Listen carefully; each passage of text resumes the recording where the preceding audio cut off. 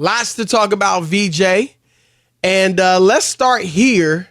You know, the news of the day, or I guess it happened yesterday, but what everybody's talking about today, of course, is the blockbuster trade that sends Bradley Beal to Phoenix to join Devin Booker and Kevin Durant and DeAndre Ayton. And here's what I want to throw at you, VJ. I want to hit it from this angle. All right. How much pressure do you think is on Kevin Durant to win a title following this trade? Because you saw it, I'm sure you saw it all weekend or once the trade happened. Everybody talking about, man, KD stay on a super team. You know, I mean, he had Harden and Westbrook and himself early on in his career. And I know that wasn't really a super team because they were all so young. And then, but once he left Oklahoma City, and then because they traded Harden, so they just had him and Westbrook, he obviously went to Golden State and stuff was just unfair. And then he went to Brooklyn with Kyrie and they got James Harden. And that was a super team, but they just really never had a chance to play together for the most part because of health or, you know, the vaccine and things like that. And now he has Devin Booker and Bradley Beal. And he obviously didn't win a ring in Brooklyn. And so if he doesn't win one here, you know, will that be a knock on his legacy? So your thoughts, how much pressure, VJ, is on Kevin Durant to win another ring with this crew in Phoenix? What's the scale? A 1 to what? What do I get here? A 1 to 1 to 10? A 1 to 10? Okay, that's great. I love 1 to 10s. So I will say it's a 1,117. That's how much pressure. I could have said 1 to 100. You said 10. Ask for a range. You said 10. I just wanted to know what your range was. Yeah, 1,117. This is it. Yes, this is it. And I'm going to bang on this. Like I said, Durant's my guy. I've always messed hard with Durant. It don't sound like no. I'm just a tough fan. I feel you. I'm just a tough fan. You don't get it easy with me. I'm a tough fan. I got to go to the barbershop and defend you. You know what I'm saying? You got to make me look good. I can get on radio talk. Well, Broussard, yes, it's high, man. It's as high as it's ever been in his career. This is it. This is it. You mentioned he's going to be 35 in September. This is it, bro. You got to go. I think it's this year. I'm not even saying a 2-year win. I think you got to go get it this year because you don't get healthier, as you mentioned earlier, as you get older. I think this is the biggest pressure he will ever feel in his career will be this upcoming season. Because here you are, you got weapons galore again. And let's say, Chris, they get Dillon Brooks. And let's say they get another, okay, Mason Plumlee was another name I thought there. Let's just say they land those two guys. You really look at this team and go, hey, all right, now you got a big guy that's low maintenance and Plumlee that can crash the boards, play defense, got a back to the basket. Brooks got some attitude. Yeah, little game, got a little moxie to him. And then you're going to bring in Dillon Brooks to play with some veterans, and you know what he's going to get. Hey, yo, KD, it's on you, bro. Like, it ain't on Booker, it ain't on Bill, it ain't on Vogel. It's on you. This is the highest pressure in his career, in my opinion, coming up this season, Chris. Look, I hear you.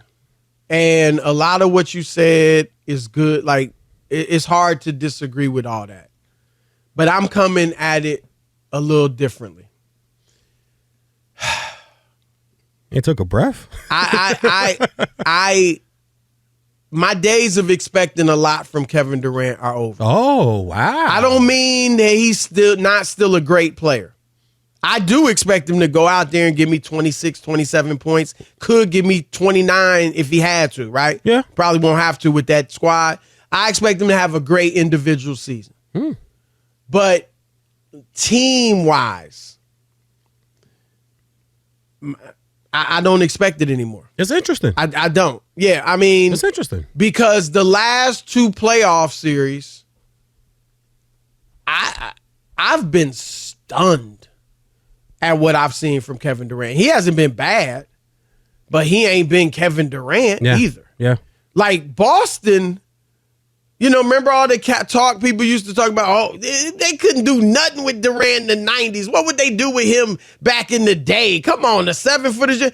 You know what they would have done? They would have did what Jason Tatum and the Celtics did to him. They'd have got physical with him, and he'd have had trouble.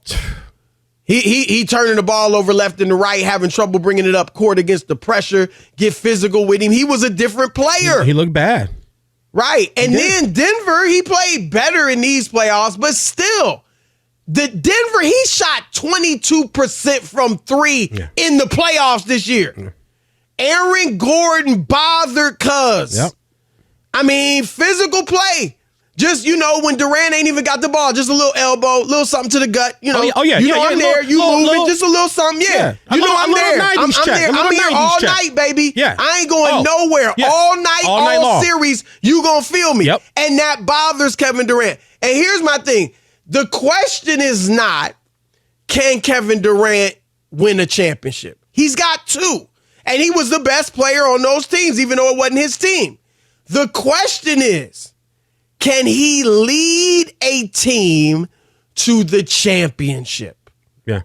And where it's kind of, this is going to probably be Devin Booker's team, but I'm just saying, can he be the leader on the championship? That's what we all want to see. Can you lead that team? Yeah.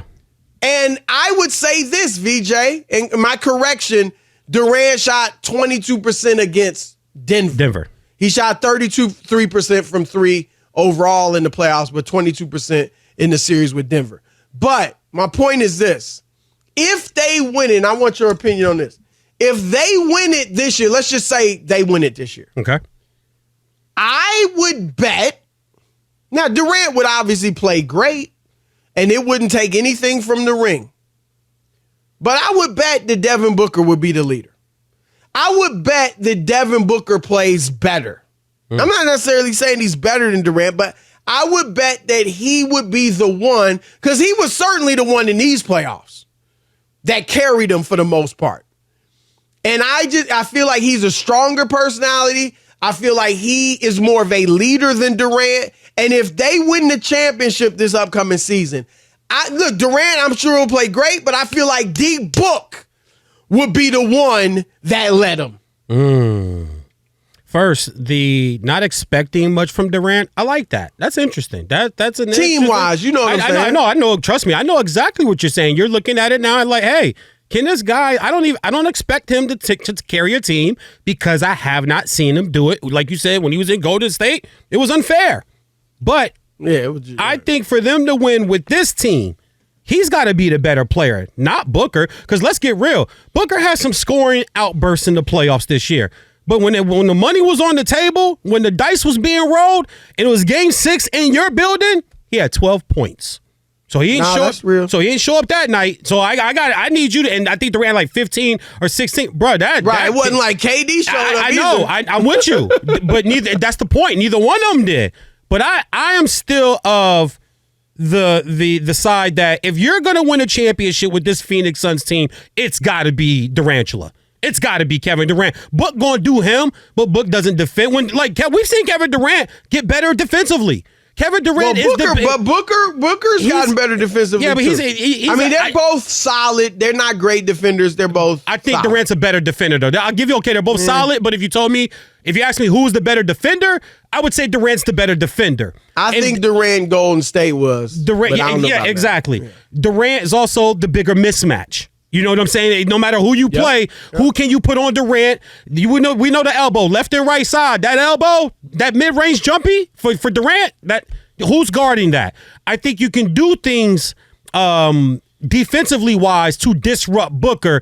It's hard to do things to disrupt Durant other than be physical with him, but I don't see a lot of Western Conference that's what teams. That's the blueprint now. But in the Western Conference, it's not a secret anymore. But tell me the physical Western Conference team other than the Nuggets, and that's the team they're probably just going to have to get over and get past to win a championship. I disagree. I think it has to be Durant that would be the better player. I think if Booker's their best player in the playoffs next year, they're home by the conference finals. They don't make it to the finals. It's got to be Durant. If Booker was their best player, and that don't mean Durant is bad. He was their best player this year. But let's say Durant gave him 26 and Booker gave him 30 and more assists, obviously, because he's handling the ball. You don't think and obviously Beal giving you his 23. I think that could get it done. I need If they have Durant. some depth. I need Durant more Durant for them to have to get to a finals win championship. Durant's got to average more than 26. I need Durant. If On that team, yes, you got three big time scorers. I know, but still, you still need this. You got to score in the NBA. You got to score in the NBA. You got to defend. You got to be able to stop. But you better be able to. You better be able to put up some points some of these games too, especially in the playoffs. You know, everybody doesn't hold people to 101, 102, 108. You know, sometimes it's 125 to 126. No, they're gonna have to score. Yeah, they're gonna have to score. I need 30 from Durant a night for them to win the championship. If Booker's their leading scorer, Booker was their best player this year, Chris, and they lost in 6 in the second round. And I know they didn't have the time. Well, they gave Denver more than anybody else. Yeah, they won it. Yeah, they won.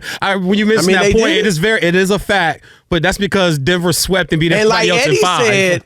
Eddie said, you know, he made a good point. You remember I was watching that game. Yeah. They were up game and 2. they were outplaying Denver. Were. Yeah, in game 2 in Denver. In Denver, they were.